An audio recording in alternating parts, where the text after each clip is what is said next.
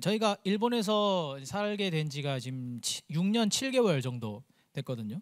근데 일본 가기 전에 한 반년 정도를 살아있는 교회에서 이렇게 목사님 훈련 받고 나갔으니까 딱 한 7년 전 이맘때쯤에 왔던 것 같아요. 계산을 해보면은.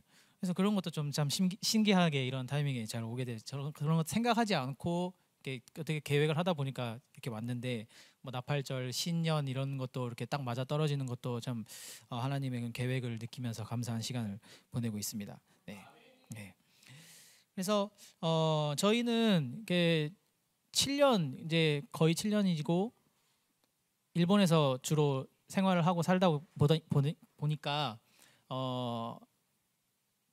이렇게 매주 이렇게 여러분들과 이렇게 함께 모여서 이렇게 예배하고 교제하고 그럴 수는 없는 상황이잖아요.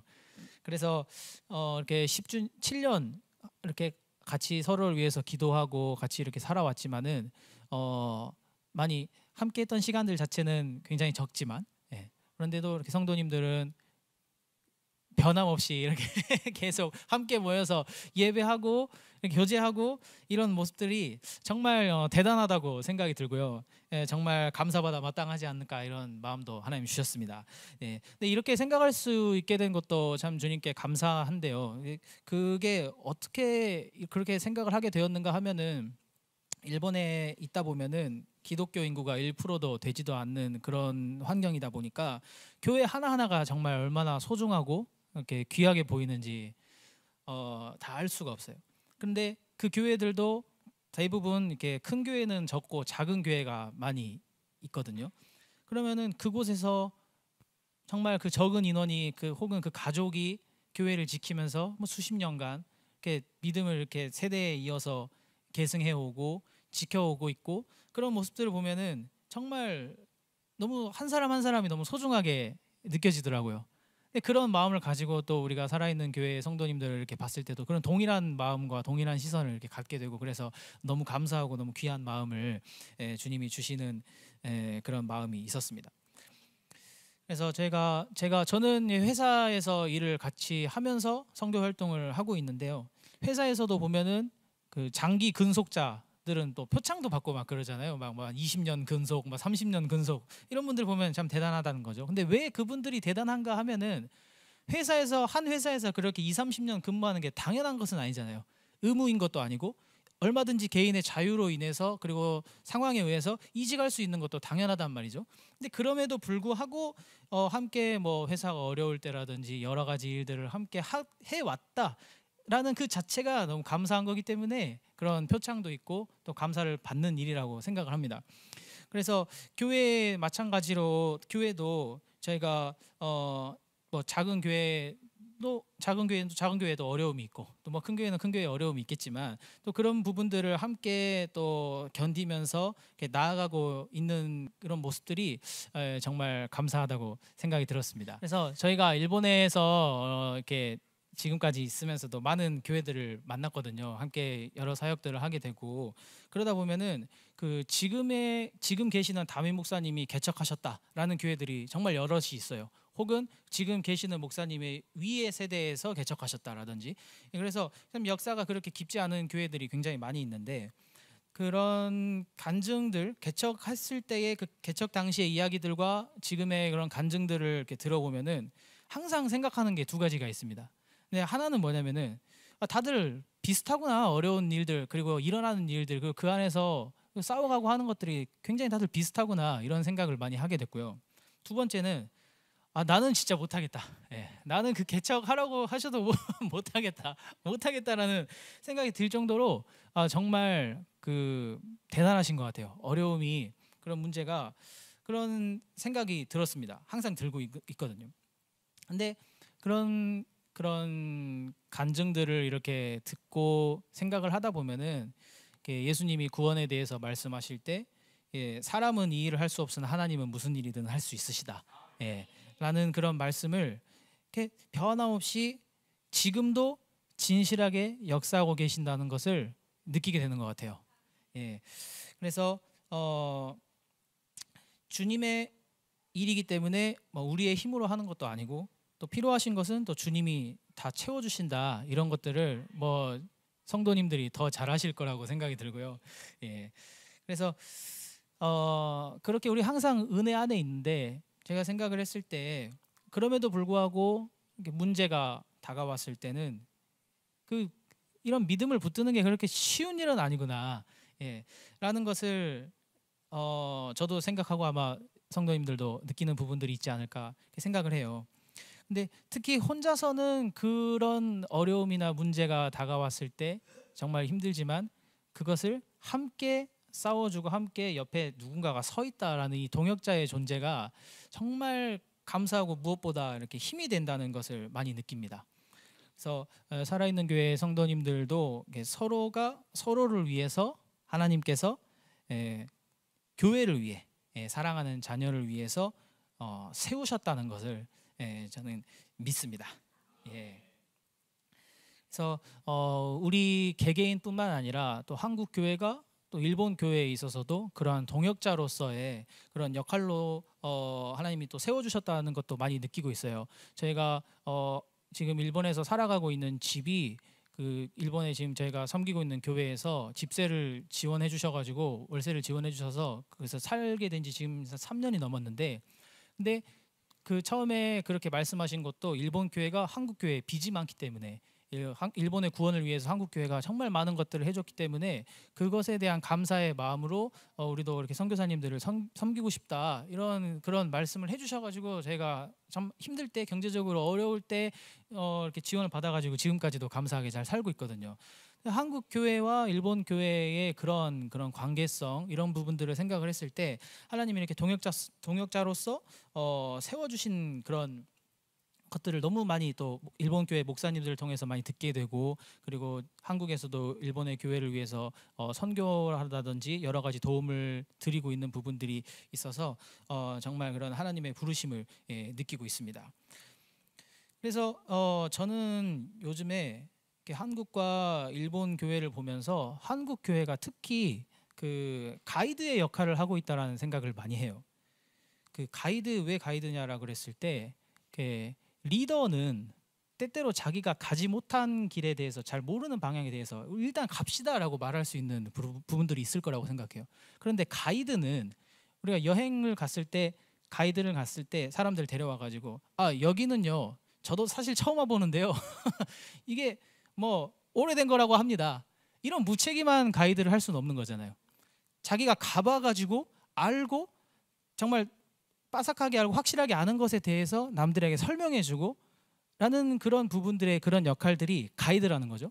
근데 한국 교회가 먼저 부흥도 해보고 또 이렇게 또 쇠퇴도 해보고 여러 가지 시행착오를 많이 겪고 있는 그런 모습들을 보면서 일본도 아직은 정말 부흥이라고 말을 할 수 있는 그런 눈에 보이는 그런 열매들은 많이 없지만 확실하게 일어나고 있다는 것이 느껴지거든요. 그렇다고 한다 그러면은 한국에서 이미 많이 겪어왔던 그런 시행착오들, 같은 실수를 하지 않을 수 있도록 미리 대비하고 준비시키고, 그리고 그것을 위해서 우리가 어떤 것들을 할 수 있을까, 이런 부분들에 대해서 하나님이 계속 이렇게 한국 교회를 보면서 보게 하시는 것 같아요. 그래서 이따가도 선미 선교사님을 통해서 또 선교 보고가 또 자세한 내용들을 들으시게 될 텐데 이런 부분들에 대해서 같은 실수를 반복하지 않고 우리가 같은 하나님의 교회로서 같이 이렇게 일본 교회가 성장할 수 있도록 기도해 주셨으면 감사하겠습니다. 예. 그리고 살아있는 교회도 개척 후에 10년 이 기간 동안에 정말 많은 일이 있었을 거라고 생각해요. 저희는 이제 한 3년 정도 됐을 때 같이 함께 하게 됐는데, 근데 지금은 또 이렇게 웃으면서 이렇게 얘기할 수 있는 부분인데, 이렇게 처음에 안재용 목사님이 교회를 분립해서 개척하시겠다라는 그 깜짝 발표가 있었을 때, 그 아직도 눈에 선합니다. 그 상황이, 그 충격과 혼돈의 그 일요일. 네, 그랬는데 당시에는 저도 한 10년 전이니까 23 정도 됐겠네요. 한 23, 4 정도 됐을 것 같은데, 저도 상황은 잘 모르고 뭐 사정도 잘 모르고 그냥 교회 한 청년으로서 있다 보니까 그냥 잘 몰랐는데, 나중에서 수년이 지나고 나서 보니까 당시에 목사님도 여러 사정이 있으셨고 뭐 여러 그런 어려움과 또 상처를 겪으셨다라는 것을 나중에 알게 되었습니다. 근데 그것을 저희가 알게 된 것도 저랑 선미자매도 그런 비슷한 문제와 그런 상처를 겪었기 때문에 알게 되었던 것이었거든요. 근데 제가 그 당시에 일본에 가서도 한 3, 4년까지도 생각할 때마다 너무 힘들었어요. 그랬는데 그럴 때마다 이게 과연 정말로 하나님 사랑하라고 하시는데 하나님 말씀이 주어져 있는데 이게 진짜 과연 가능한 일인가? 그런 부분들이 막 이렇게 틈타올 때가 굉장히 많이 있었는데 그럴 때 목사님께 또 연락을 드려가지고 또 상담을 하고 또 기도를 부탁드리고 기도를 받고 그러면서 느꼈던 게 되는구나 라는 것을 느꼈습니다.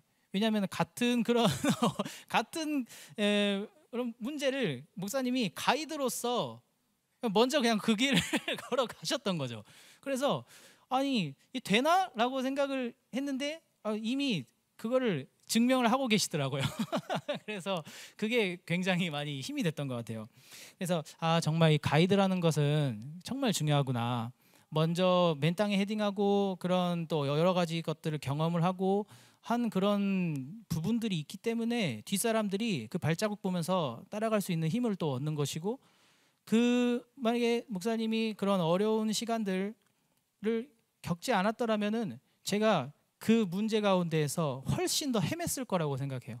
그리고 일본에서 중요한 일을 해야 되는데 마음 뺏기고 어려움 가운데에서 제대로 행하지 못하고 이런 부분들도 분명히 있었을 거라고 생각하는데 덕분에 감사하게도 그리고 또 무엇보다 성도님들 함께 기도해 주신 덕분에 그 길에서 덜 헤매고 그래도 좀 덜 다치고 더 성장할 수 있는 그런 시간들이 되지 않았나. 그렇기 때문에 또 우리가 일본에서 더 힘있게 사역할 수 있는 그런 시간이 되지 않았나라고 생각이 듭니다.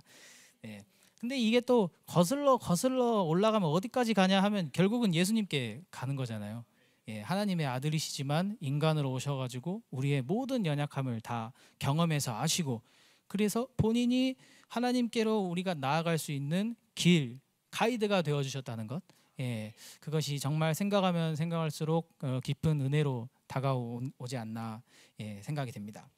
그래서 앞으로도 저희도 그리고 살아있는 교회 성도님들도 그리고 일본 교회도 앞으로도 계속 함께 주님을 따라가는 동역자로서 살아가기를 바라고 기도하겠습니다. 앞으로도 잘 부탁드립니다.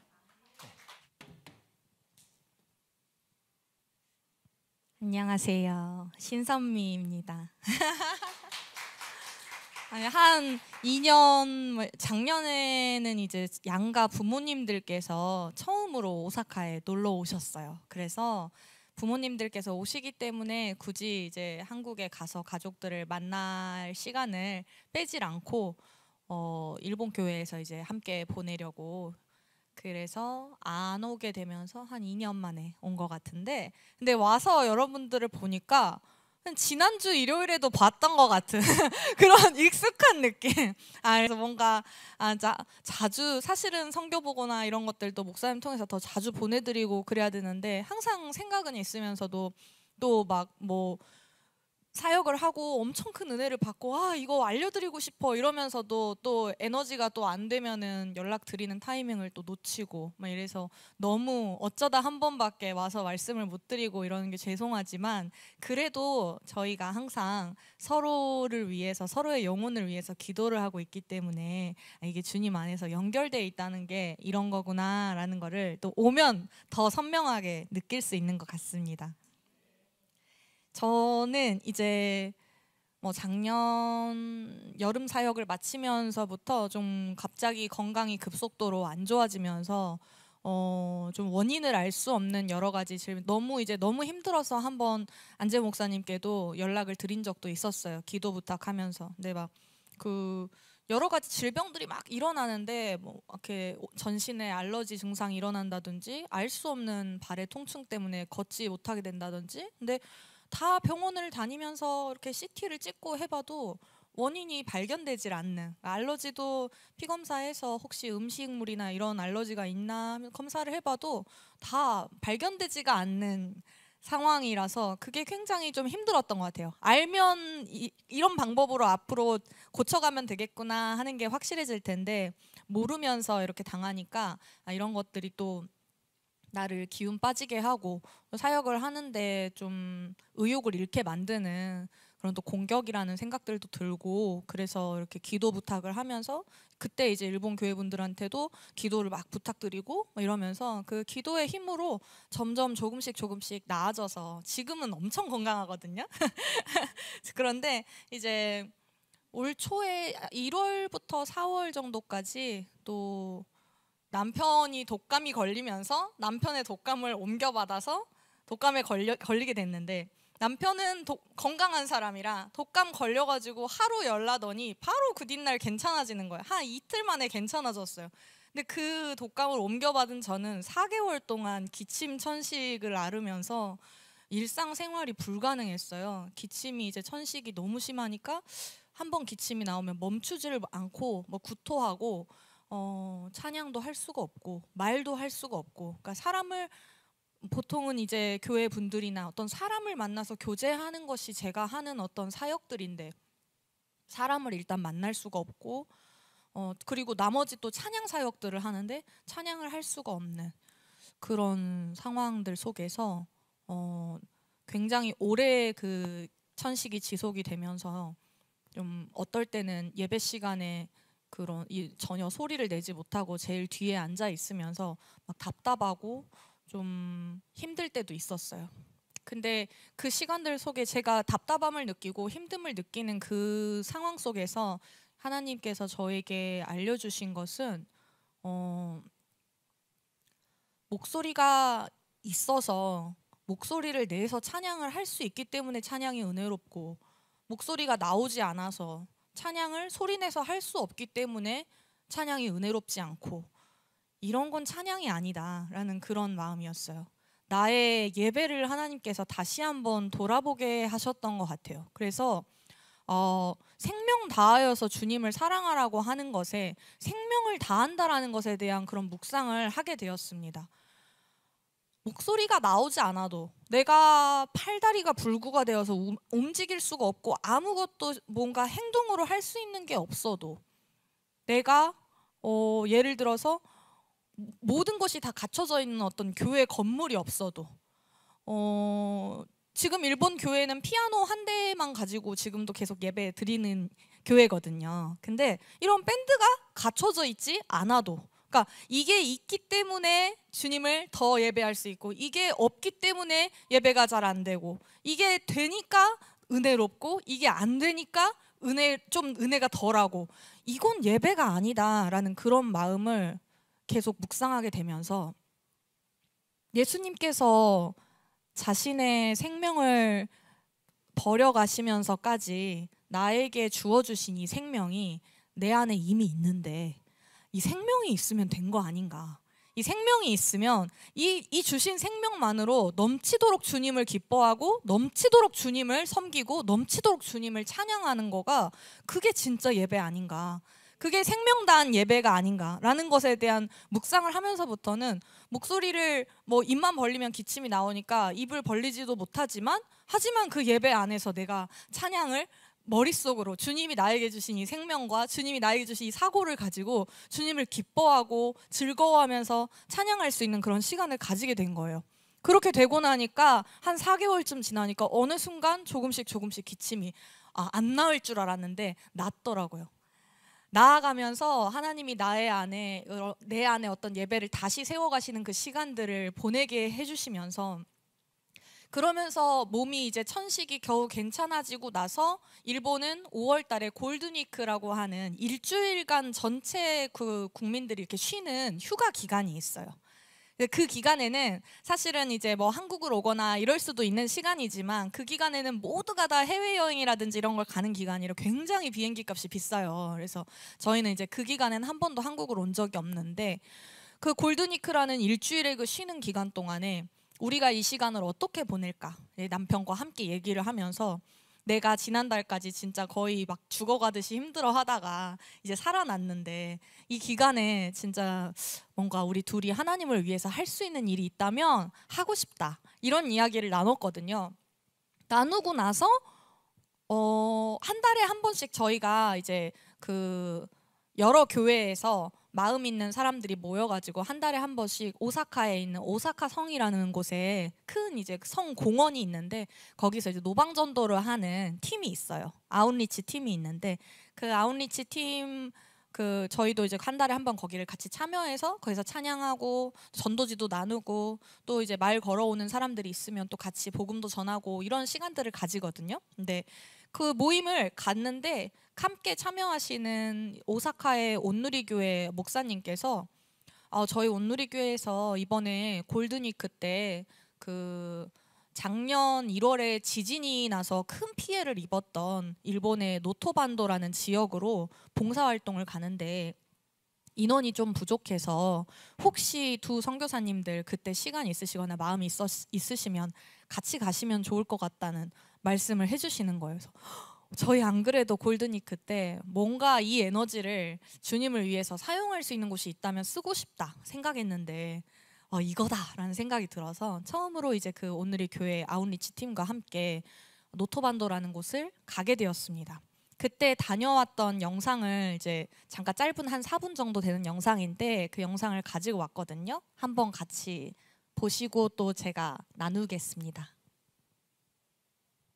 最大震度7を観測する地震によって大津波警報、津波警報、津波注意報が発表されています。命を最優先に今すぐに逃げてください。崩れとる。水が下作られた。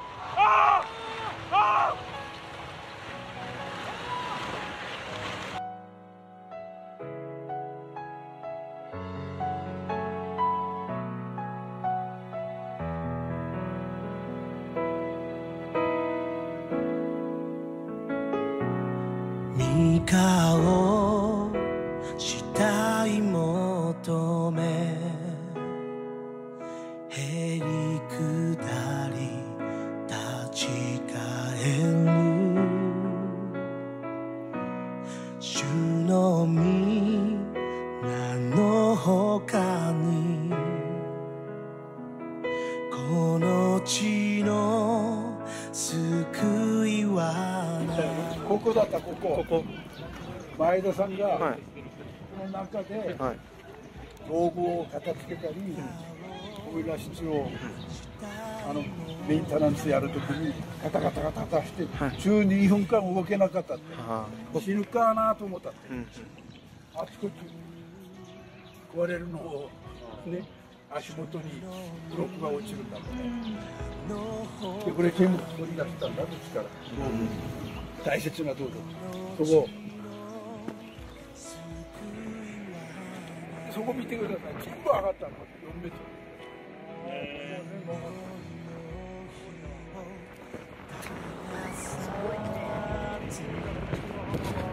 主の栄光待ち望む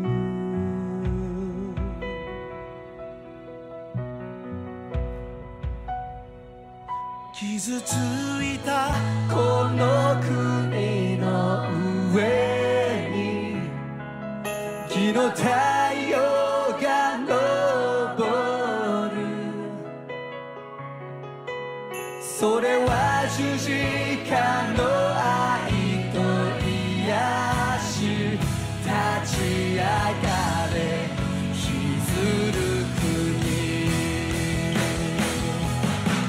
傷ついたこの国の上に日の太陽が昇るそれは十字架の愛と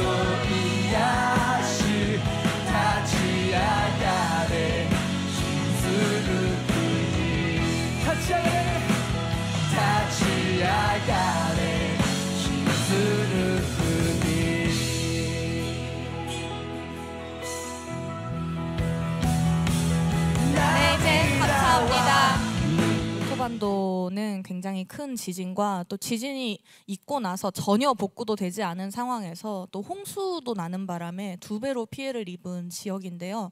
저희가 살고 있는 오사카에서는 일본은 이렇게 땅이 길기 때문에 차로 이렇게 이동을 하면은 막 10몇 시간씩 이동을 할 수 있는 그 정도의 그 거리들인데 이 저희가 사는 오사카에서 이 노토까지는 자동차로 6시간 반 정도 운전을 해서 네, 저희가 이제 몇 팀으로 나눠가지고 중훈 형제도 이제 뭔가 한국에 살면서는 아무리 길게 운전해도 뭐 4시간 뭐 이 정도니까 자기는 좀 더 긴 거리 운전을 한번 체험해보고 싶다 뭐 이러셔가지고 운전하는 거 좋아하셔서 그래서 이제 운전해서 몇 분들 태우고 6시간 반 정도 운전을 해서 노토반도에 처음으로 이제 가보게 되었습니다. 그래서 일본을 위해서 항상 기도하고 어떤 자연재해들을 위해서도 기도를 해왔고 어떤 미디어를 통해서는 봐왔지만 실제로 눈으로 저렇게 무너져 있는 큰 건물들과 산산조각이 나 있는 그런 뭐 호텔들 이런 것들을 눈앞에서 봤을 때 아 정말 이 땅에서 산다는 게 물론 한국이라고 해서 저희가 모든 삶이 100% 안전한 삶이라고 할 수 없지만 언제든 무슨 일이든 일어날 수 있지만 일본은 특히 이러한 대재해가 언제 어느 지역에 일어나도 전혀 이상하지 않는 그런 나라거든요. 그냥 매일매일 생명을 부지하면서 사는 것이 엄청나게 큰 감사구나라는 것들을 느끼게 되는 환경이기도 하고 반대로 말하면 주님을 알지 못하는 사람들은 그냥 무엇을 소망을 두고 무엇에 희망을 두고 그 두려움을 이겨가면서 살아가고 있는 것일까라는 그런 의구심을 들게 만드는 그런 나라가 아닌가 그런 생각을 하게 되었습니다. 그래서 저희는 가서 이제 굉장히 망가진 호텔이 있는데 그 호텔의 오너께서 이제 그 노토반도가 지진과 홍수가 일어난 지 1년도 훨씬 지났지만 굉장히 복구 속도가 느린 이유가 그 복구를 작업하러 오는 작업하시는 분들이 오면은 작업을 하고 또 묵을 수 있는 곳이 필요한데 묵을 수 있는 그 호텔이나 이런 숙박 그 곳이 부족한 거예요. 다 망가지고 영업을 안 하게 되고 이랬기 때문에.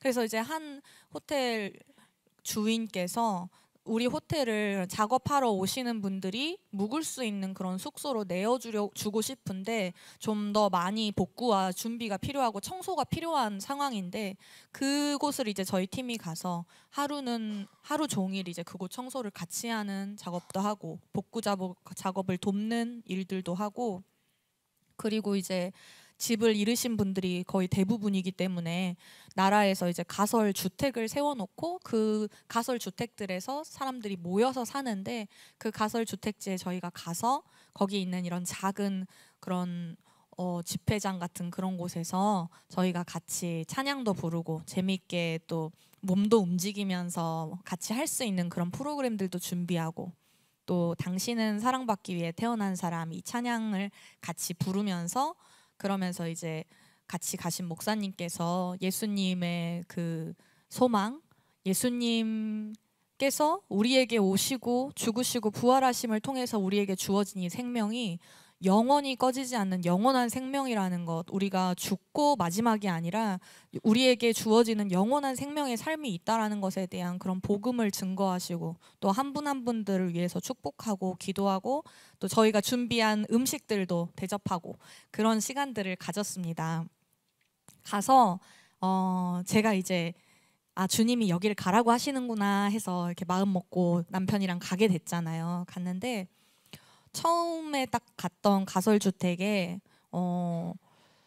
이렇게 당신은 사랑받기 위해 태어난 사람이 노래를 같이 부르고 목사님께서 이제 복음을 전하신 이후에 찬양을 부르고 나서 어떤 한 분이 계속 눈에 들어와서 그냥 이분께 나는 가서 축복해드리면서 노래를 불러야겠다 해가지고 그 할머니 옆에 이제 갔는데 할머니가 제가 가까이 점점 걸어가는 그 순간부터 계속 우시는 거예요. 근데 할머니께서 제가 이렇게 안아드리면서 같이 이 찬양을 일본어로 된 당신 사랑받기 위해 태어난 사람 노래를 같이 부르고 축복하고 안아드리고 찬양이 다 끝난 이후에 이렇게 얘기를 나누는데 이 할머니께서 이제 사랑하는 손녀딸을 잃으셨는데 제가 처음 이 집회장에 들어와서 앞에 서 있는데 자기 손녀딸하고 제가 너무 닮았다는 거예요. 너무 닮아서 처음에 내 모습을 봤을 때부터 막 울컥해서 막 눈물이 날 것 같은 그런 상황이었는데 노래를 부르고 있는데 갑자기 그 손녀딸 닮은 사람이 자기에게 다가오니까 그러니까 이제 막 눈물을 멈추실 수가 없었던 거예요. 그래서 제가 그 노부의 상이라는 그 할머니를 안아드리면서 함께 예수님의 생명의 소망에 대한 이야기를 다시 한번 이야기를 나누고 복음을 다시 한번 이분에게 얘기하면서 하나님께서 노부의 상을 사랑하셔서 내가 저 이렇게 아웃리치를 나오는 게 봉사활동 나오는 게 처음인데 이상하게 이번에는 너무 가고 싶은 마음이 들어서 사실 이전에도 한번 이야기가 나왔었었는데 그때는 정말 중흥 선교사님도 저도 관심이 많이 없었거든요. 우리의 시간이나 에너지가 안 되겠는데 이런 생각이 들었었는데 이번에 이상하게 둘 다 가고 싶은 마음이 들어서 왔는데 정말 노부의 상을 위로하시고 노부의 상에게 소망을 전하게 하시기 위해서 나를 하나님께서 보내셨구나라는 마음이 들어요. 이런 이야기들을 같이 나누고 같이 울고 위로하고 그런 시간들을 가졌었습니다. 그래서 하나님께서 이전까지는 이제 직접적으로 잘 모르고 그냥 중보하고 기도하는 위치에서 있었지만 이제는 좀 더 상처받고 슬픔과 절망 가운데 있는 일본 사람들의 영혼들의 더 가까운 곳으로 더 적극적으로 나아가서 그들을 돕고 그들에게 손 내밀기를 원하시는구나 라는 마음들을 조금씩 더 받게 되는 그런 계기가 되었던 것 같고요.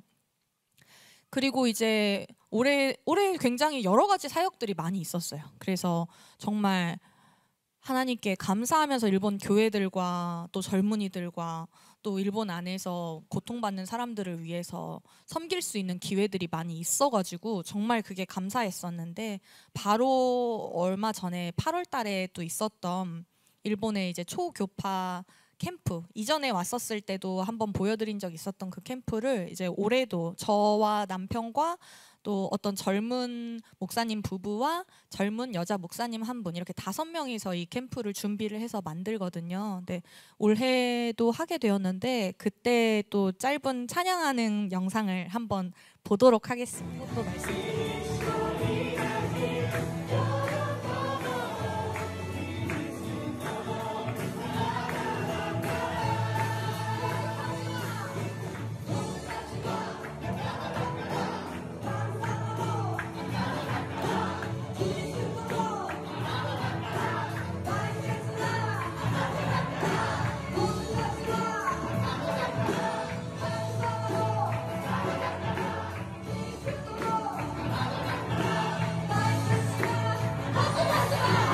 다음 영상 보여주시겠어요?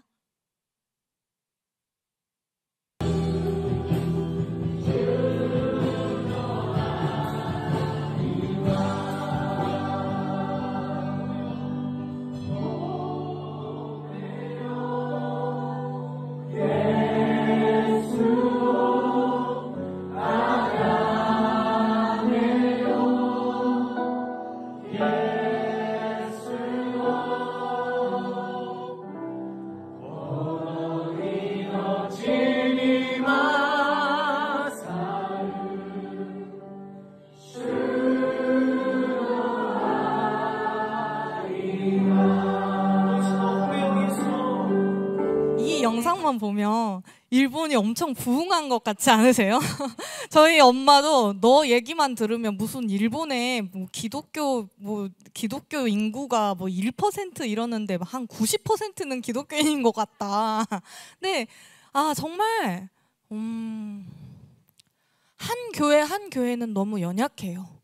여기 모여있는 이 지일 캠프라고, 지일 하나님께서 주시는 그 열정이라는 단어가 이제 지일이라고 하는데, 지일 캠프는 초교파 캠프인데요. 일본의 교회 안에 10대가 저 혼자밖에 없어요. 이런 교회가 너무 많아서 이 아이들이 그래도 이 여름에 큰 교회들은 그래도 자기 교단에 그 캠프들이 있잖아요. 여름에 이렇게 뜨겁게 하나님 예배하고 또 그 크리스천 친구들을 만날 수 있는 그런 자리를 한번 마련해보자 하면서 만들어진 게 이 캠프거든요. 근데 이제 매년 해오는데 작년부터 하나님께서 이 캠프에 정말 그 기름 부어주셔서 원래 항상 많아도 이제 60명 정도 이렇게 모이던 그런 캠프가 갑자기 작년부터 100명 이렇게 모이기 시작하더니 올해는 30 이상 되는 교회들에서 110명 정도가 되는 청년들이 모여서 캠프를 하게 됐어요. 지금 저 장소가 이제 그 일본의 관서 성서학원이라는 신학교인데 저 신학교가 110명 이상 숙박을 할 수가 없어요. 그래서 그 캔슬을 기다리는 사람들도 있었지만 110명이 하나님께서 우리에게 허락해 주신 그 범위였어요. 그래서 110명을 데리고 이제 같이 캠프를 하는데 이 캠프 자체를 처음 참가하는 사람들도 굉장히 많았고 참여하는 애들 중에는 우리 교회에 저 혼자밖에 유스가 없어요 하는 친구들도 굉장히 많았어요.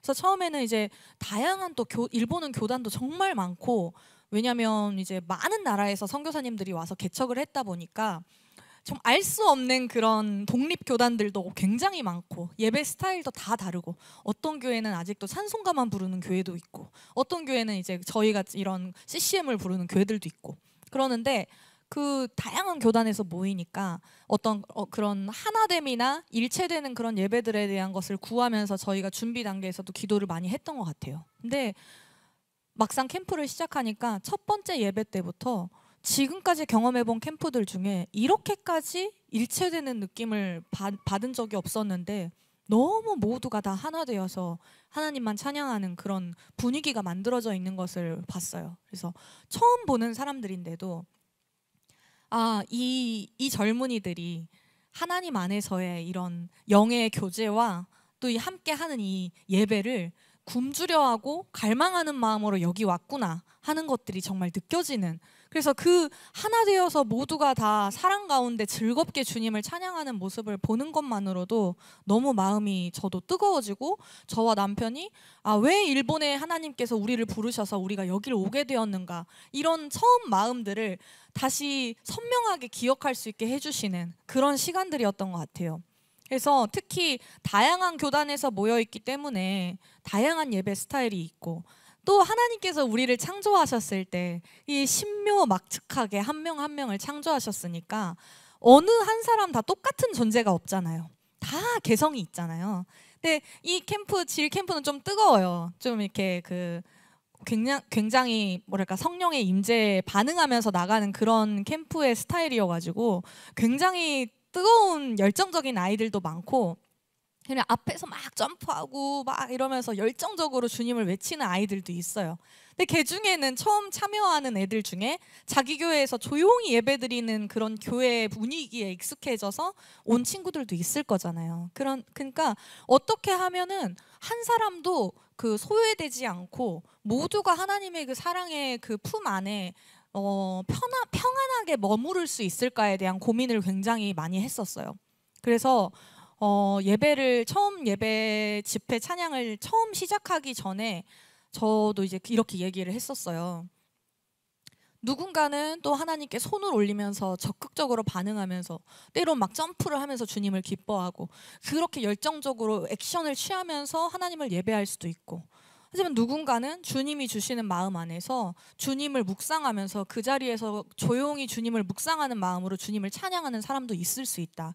근데 내 마음이 중심이 주님을 향하고 있다면 예배의 형식이 어떤 것이 정답이다라는 것은 없기 때문에 이곳에 있는 이 시간 동안 주변 사람들과 나를 비교하지 말고 주위에 눈 돌리지 말고 나와 하나님과의 관계 안에 집중하면서 이 예배 가운데 깊숙이 나갔으면 좋겠다는 이야기를 하고 찬양을 시작했었어요.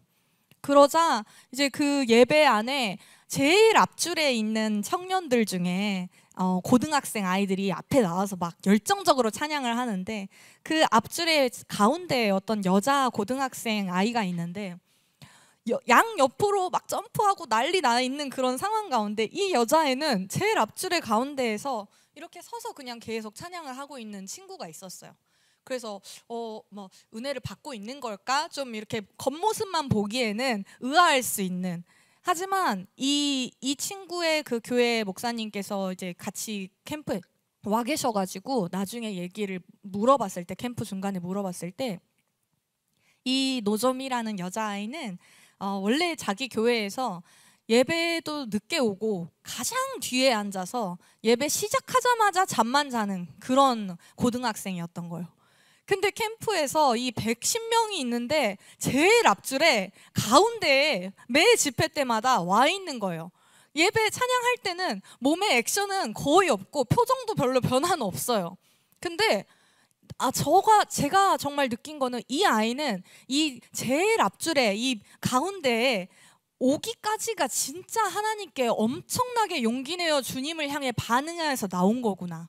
이 아이의 있는 모습 그대로를 축복하고 주님을 정말 깊이 만날 수 있게 되기를 기도하면서 나아갔는데, 마지막 캠프 시간에, 집회 시간에 이제 은혜 받은 것들을 간증하고 싶은 사람들 나와서 간증을 해줬으면 좋겠다라고 해서 한 7, 8명 정도 나와서 간증을 할 때 이 여자아이가 앞에 나와서 간증을 하는 거예요.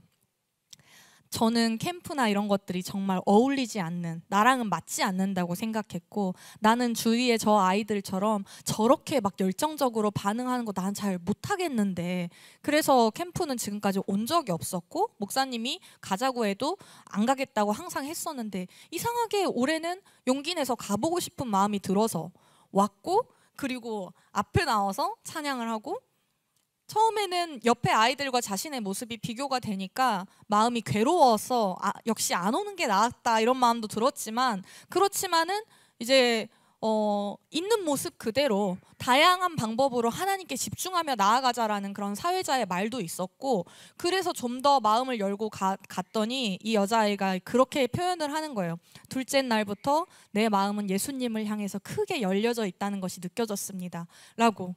이게 우리가 인간의 눈으로 봤을 때는 그 반응이 엄청나게 주변에 비해서 작아 보였을 수 있지만, 정말 이 아이는 마음 깊이 예수님과 연결되고 예수님을 향해 마음을 열었고, 이 예배 시간에 항상 잠만 자던 이 아이가 일단 제일 앞줄에 나와서 예배를 드렸다는 것만으로 이 목사님은 정말 그건 기적 같은 일이라고 하면서 너무 기뻐하시고, 이 아이는 간증하면서 이 캠프에서 받은 은혜를 잃어버리지 않고 교회에 돌아가서도 예배하고 매일 말씀을 보면서 예수님을 더 알아가고 싶다라고 간증을 했었는데, 정말로 자기 교회에 돌아가서 예배 태도가 달라지고 그 자기 교회 청소년들 유스 모임에서 대표 기도도 할 수 있고, 또 자기와 친한 친구에게 이 자기가 캠프에서 받았던 은혜를 좀 알리고 싶어서 SNS에 그런 걸 올리고, SNS를 하는 친구가 아닌데 캠프에서 받았던 은혜를 SNS에 써서 올린 거예요.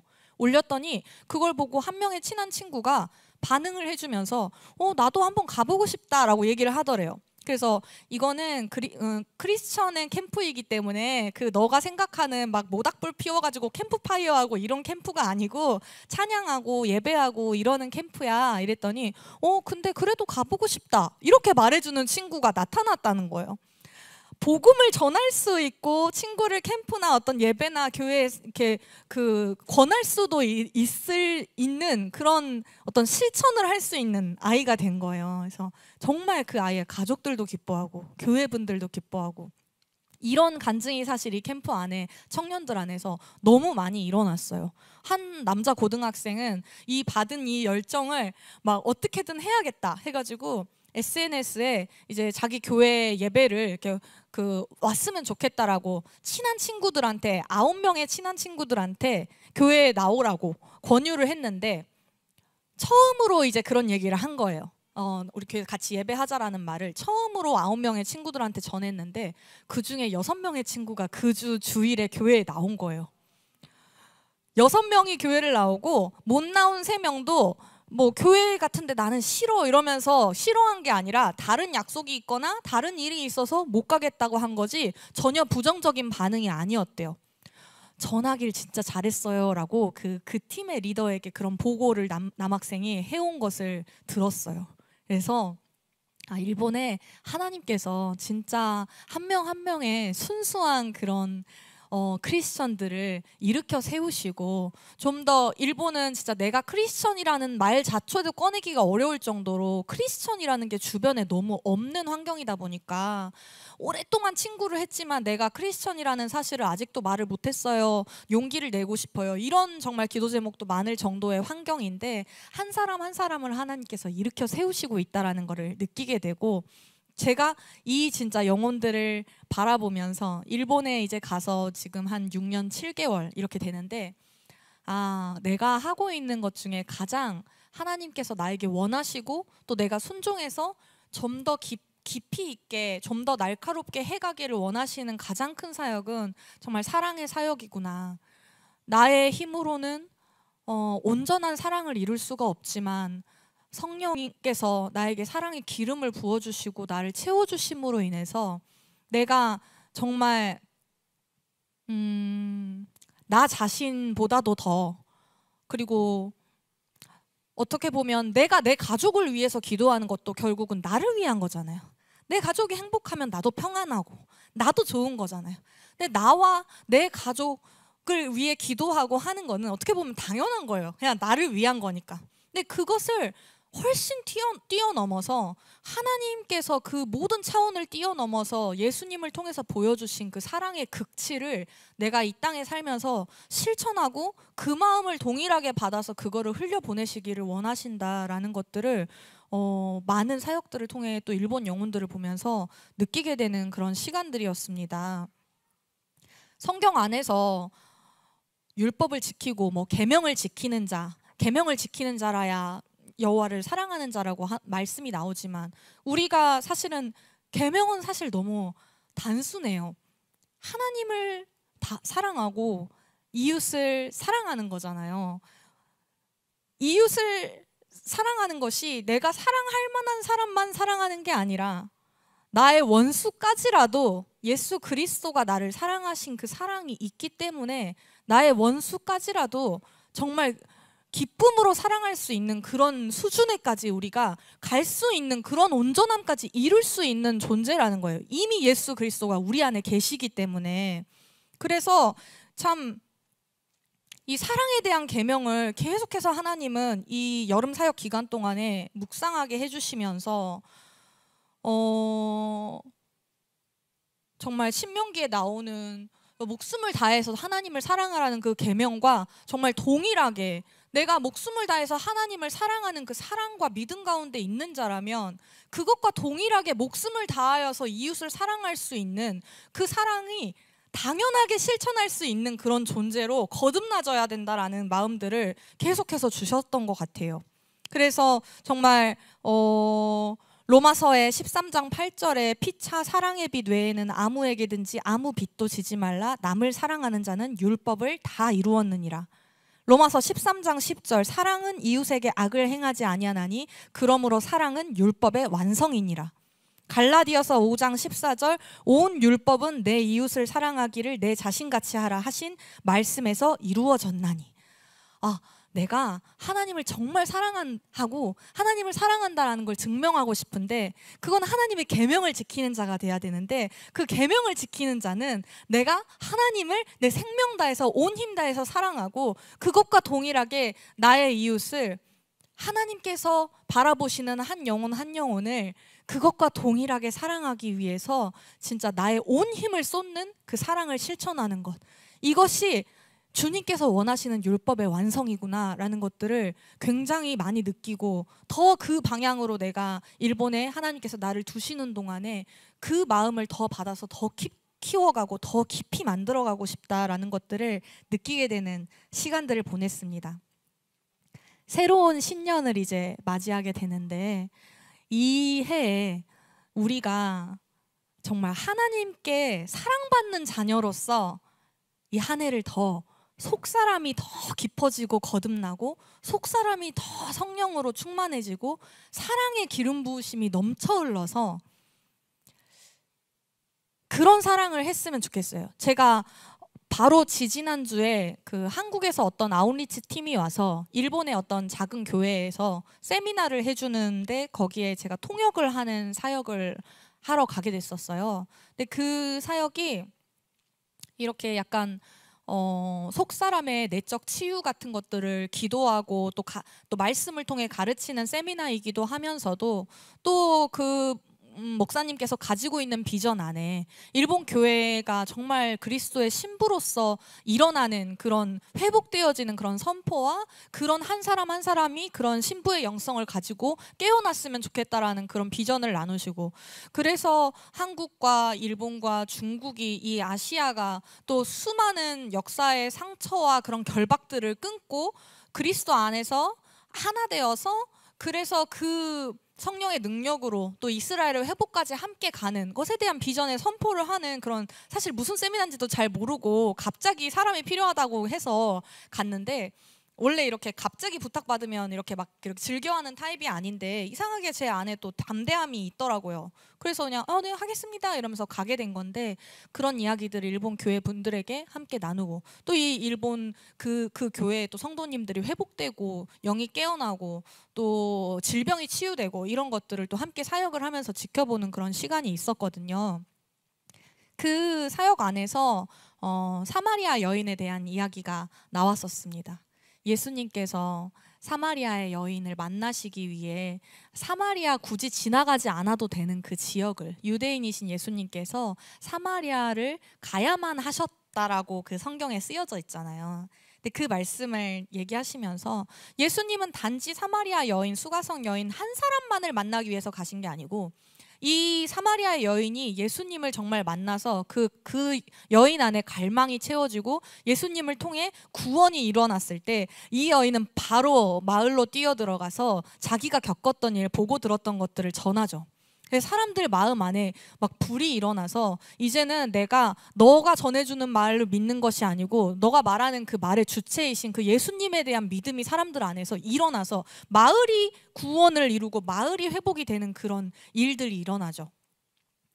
사마리아의 여인이 그 이스라엘 그 역사적인 배경 안에서 그런 피가 섞여서 혼혈의 사람들이 살게 되어서 그 당시에 정결하지 못하다라고 여겨지는 그런 어떤 사람들의 배척과 상처 가운데 있었던 사마리아의 사람들, 사마리아라는 마을의 그 정체성을 대표하는 게 이 사마리아 여인이었고, 예수님이 이 한 여인을 만나시고 회복하신 것을 통해서 복음이 흘러가서 마을 전체에 예수 그리스도를 통한 생명의 소망이 흘러가는 것들을 예수님께서는 이미 당연히 아셨겠죠. 예수님은 하나님이시니까.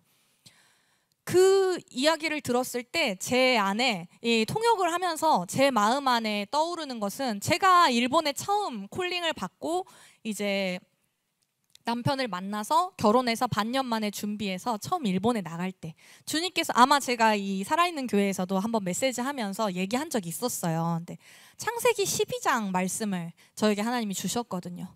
아브라함이 그 본토 칭처 아비집을 떠나서 하나님께서 명령하신 땅으로 갔을 때 내가 너로 큰 민족을 이루게 하겠다라고 하신 그 말씀이 저에게, 제가 일본으로 떠날 때 하나님이 저에게 주신 말씀이었어요. 나라는 이 개인이 혼자 내가 움직여서 일본으로 가는 것이지만 주님께서는 하나님의 그 큰 계획 안에서는 나라는 한 사람을 통해서 큰 민족, 그 나의 뒤에 있는 큰 민족을 이미 보고 그리고 계신다라는 것을 느꼈을 때 그것에 대한 그 기대감도 엄청났고 거룩한 부담감도 있었지만 너무 그런 기대가 됐었어요. 근데 이번에 이 사마리아의 여인의 이야기를 제가 통역을 하면서 제 안에는 하나님께서 나를 그렇게 바라보신 것처럼 하나님께서는 이 모든 크리스천들, 이 일본 교회와 또 물론 이 지금 제 앞에 앉아 계시는 이 한 분 한 분들을 통해서도 똑같은 계획의 그 하나님의 큰 그림의 눈 가운데 바라보고 계신다는 거, 나는 이 한 사람 한 사람이지만 이 사람들 뒤에 하나님께서 이루실 큰 민족이 있다는 거, 이 사람의 구원과 이 사람의 거듭남을 통해서 이 사람의 믿음의 실천을 통해서 복음이 흐르고 그 사람을 통해서 변화된 이 사람이 또 다른 사람을 살리고 또 다른 사람을 살리고 이게 이어져서 결국에 큰 민족을 이룬다라는 것을 느끼게 해주셨을 때 나 왜 지금까지 하나님이 나를 그렇게 보신다라고만 생각하고 이 한 사람 한 사람을 하나님이 동일하게 그렇게 보신다라고 생각을 못했지? 라는 마음을 주셨어요. 그래서 지금 저에게 주어주신 이 이바라키 그리스도 복음교회 교회 안에 이 성도님들 한 사람 한 사람을 바라볼 때에도 내가 눈앞에 보이는 이 사람 한 사람이 아니라 하나님의 관점으로 이 사람과 이 사람 뒤에 주님의 계획 가운데 이 사람 뒤에 있는 수많은 큰 민족을 내가 대한다라는 마음으로 대해야겠다. 내가 이 사람 사랑하면 나는 그 하나님의 큰 그림 가운데 큰 민족을 사랑하는 게 되는 거예요. 내가 이 사람 용서하면 큰 민족을 용서하는 게 되는 거고, 내가 이 사람을 상처 주고 미워하면 큰 민족을 상처 주고 미워하게 되는 거예요. 그런 마음으로 내가 정말 주님을 경외하는 마음으로 그렇게 정성스럽게 한 사람 한 사람을 사랑해야 되겠다. 이게 사랑이구나 라는 거를 진짜 느끼게 돼서 너무너무 감사했어요. 또 그때 계속 저희 일본의 교회 안에 매주마다 테마를 가지고 말씀을 전하는데 사랑의 계명이라는 또 테마가 나온 거예요. 마침 또 그 주에 저랑 남편이 찬양 인도를 하게 돼서 미리 일주일 전부터 찬양을 준비하고 이제 교회에서 앞에 나와서 찬양 인도를 하는데 찬양하는 앞에 계시는 성도님들의 얼굴을 보는데 너무너무 사랑스러운 거예요. 아직 사실 이름밖에 잘 모르는 분들도 많이 있어요. 한 분 한 분하고 다 깊이 있게 교제할 수 있는 게 아니니까. 그렇지만 너무 사랑스럽고, 그러면서 제 안에 물론 이 안에서 교제하고 사역하는 가운데 때로는 갈등도 있고 너무 참 대하기 어려운 분들, 또 어떤 정신적인 질병이 있으신 분들, 이런 분들도 계시지만 하지만 정말 주님이 나를 여기 두셨기 때문에 내가 포기하지 않고 끝까지, 주님이 나를 두셨으니까 포기하지 않고 끝까지 사랑을 실천하고 사랑을 관철하고 싶다, 그런 마음으로 이렇게 살아가고 있는데 예배 앞에서 찬양을 인도를 하는데 예수님의 사랑을 나에게 이렇게 엄청나게 은혜를 부어주시면서 이런 사랑을 받아놓고 이만한 사랑을 실천을 못했네? 이런 엄청난 사랑을 받아놓고 고작 그것도 잘 못하고 있었네? 라는 마음이 들기 시작한 거예요. 그래서 내가 여기 살아가면서 앞으로도 계속해서 많은 일들을 겪을 것이고 내 안에 어떤 갈등이나 고민이나 사랑할 수 없게 만드는 그런 악한 공격들이 있을 수 있지만, 이런 사랑을 받은 자로서 이만한 사랑을 받은 자라는 사실을, 내 정체성을 잃지 않으면서 하나님의 큰 계획 가운데 한 사람 한 사람을 정말 두려워하는 마음으로 사랑을, 온 힘을 다해서 사랑과 용서를 실천하면서 사랑해야 되겠다. 그렇게 조금 더 실천해서 조금 더 예수님과 하나 될 수 있는 그런 나의 삶을 이 하나님이 나를 두신 일본 땅에서 실천하면서 살고 싶다. 그런 마음을 받았던 것 같습니다. 그래서 이후에 이제 저희가 같이, 제가 일본 찬양을 하나 가지고 왔는데, 이 찬양의 말씀이 오늘 제가 말씀을 준비하면서 요한복음 15장 12절에서 17절 말씀을 보면서 이제 먼저 준비를 했었어요. 근데 여기 나오는 말씀을 그대로 가사로 만들어둔 일본 찬양이 있어요. 여기 이제 말씀이 내 계명은 곧 내가 너희를 사랑한 것 같이 너희도 서로 사랑하라 하는 이것이라. 사람이 친구를 위하여 자기 목숨을 버리면 이보다 더 큰 사랑이 없나니 너희는 내가 명하는 대로 행하면 곧 나의 친구라. 이 말씀인데요. 이 말씀의 가사가 담겨져 있는 찬양을 함께 부르기를 원하고, 정말 우리가 하나님께 우리의 인간의 지혜로 이해할 수 없을 정도의 거대한 사랑을 받은 자로서 어디를 가든지 내가 놓여진 곳에서 평화를 만드는 자로서의 역할을 주님께서 나에게 부여하셨다. 내 교회 안에서, 내 가정 안에서, 그리고 내 교회와 내 가정을 뛰어넘어서 내가 놓여져 있는 모든 곳에서 나는 어떤 분열이나 어떤 미움이나 어떤 악이나 이런 것들에 동조하고 휩쓸려 다니는 게 아니라 나는 정말 예수님 안에서 화평을 이루는 자다. 화평케 하는 자다. 내가 화평케 하는 자라야만 내가 하나님의 자녀로서의 신분이 증명되기 때문이다 라는 마음을 가지고 여러분들도 정말 우리 속사람이 더 사랑 가운데 충만하여져 가지고 이 세상을 바라보는 관점도, 이 세상에 너무나 많은 분열과 미움과 악의가 판을 치고 있고, 모든 나라들을 위한 중보의 기도를 할 때에도 정말 우리 구원받은 자들이 화평을 이루는 자로서의 하나님께서 원하시는 화평을 기도할 수 있고 사랑을 실천할 수 있는 그런 저희가 되었으면 좋겠습니다. 함께 기도하고 또 함께 찬양하는 시간 가지도록 하겠습니다. 함께 기도하겠습니다.